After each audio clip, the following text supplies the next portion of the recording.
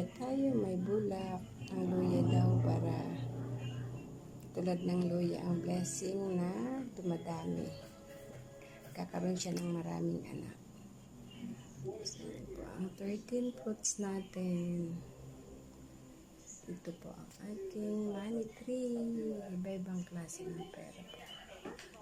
Ito guys, Cambodia, Hong Kong, Malaysia, Taiwan, US, Indonesia, US, Australia, India, Taiwan, Japan, Korea, India.